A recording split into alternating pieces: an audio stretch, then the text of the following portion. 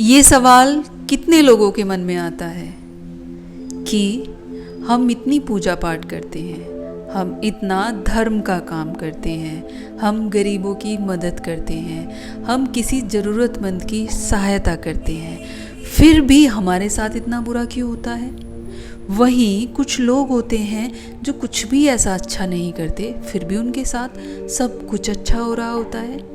अगर आप भी उन्हीं लोगों में से एक हैं तो आज की कहानी आपके लिए। कहानी के अंत तक शायद आपको आपके इस सवाल का जवाब मिल जाए।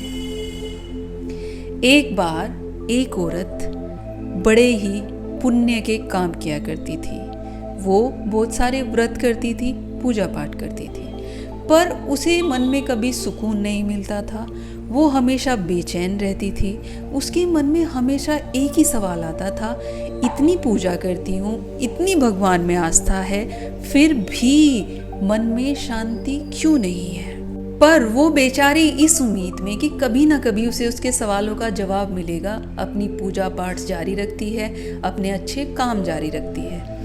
एक रोज जहाँ वो रहती है उस मोहल्ले में एक संत आते हैं। वो संत वहाँ कुछ दिन के लिए डेरा डालते हैं और भिक्षा लेकर ही अपना जीवन यापन करते हैं। वो सबके घर जाते हैं, वहाँ से भिक्षा लेते हैं और अपना दिन ऐसे ही व्यतीत करते हैं। एक दिन जब वो संत उस औरत के घर आते हैं तो वो उसे भिक्षा दे देती है। भिक्षा देने के बाद वो संत से पूछती है, हे संत महात्मा, क्या मैं आपसे कुछ पूछ सकती हूँ। संत बोलते हैं, अवश्य माते, बताइए आपको क्या पूछना है।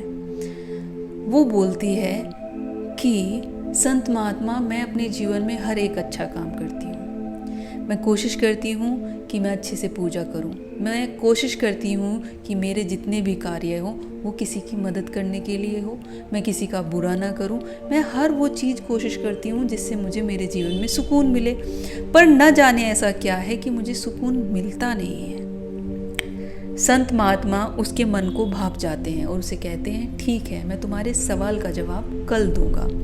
अगले दिन जब उस औरत को पता होता है कि आज संत महात्मा आने वाले हैं भिक्षा लेने के लिए, तो वो संत के लिए खीर बनाती है और प्रतीक्षा कर रही होती है कि कब संत महात्मा आएंगे।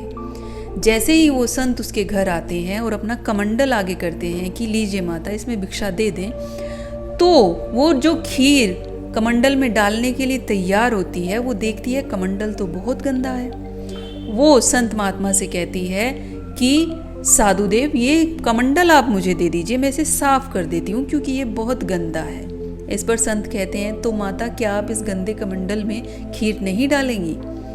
इस पर वो औरत कहती है, बिल्कुल भी नहीं, अगर मैं गंदे में खीर डाल दूंगी तो इस खीर का फायदा क्या होगा, ये आपके खाने लायक नहीं होगी।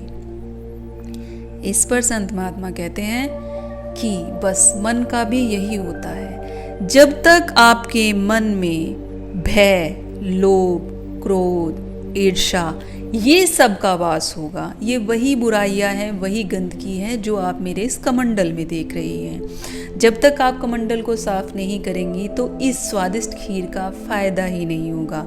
जब तक आप अपने मन को काम, क्रोध, लोभ, ईर्ष्या, इन सब चीज़ों से खाली नहीं करेंगे तो आप जो ये पुण्य कर रहे हैं इसका कोई फ़ायदा ही नहीं होगा। और वो इंसान जो ये सोचता है कि पूजा तो बहुत करता हूँ, सुकून नहीं मिलता, व्रत तो बहुत करता हूँ, सुकून नहीं मिलता, तो शायद अब तक आपने अपने दिमाग को खाली किया नहीं है उस सारी ब्लेसिंग्स को अपने पास लाने के लिए। जब भी आप कोई पूजा करें, जब भी आप कोई अच्छा काम करें, उसे भगवान को समर्पित कर दें। उसमें ये ना सोचें कि आपने बहुत महान कार्य किया है, उसमें ये ना सोचें मैं तो पुण्य करता हूँ, मैं तो पूजा करता हूँ, सामने वाला नहीं करता। जहाँ बात ये आ जाएगी मैं करता हूँ, सामने वाला नहीं करता, इसका मतलब ये ईर्ष्या है, ये एक भावना है कि आप दूसरे से उच्च दिखना चाहते हैं। ये भावना छोड़कर अपना कार्य करना शुरू करें, ये भावना छोड़कर पुण्य कार्य करना शुरू करें। शायद आपको आपके सवाल का जवाब मिल जाए। उम्मीद करती हूँ आज की ये कहानी आपके किसी काम आई होगी।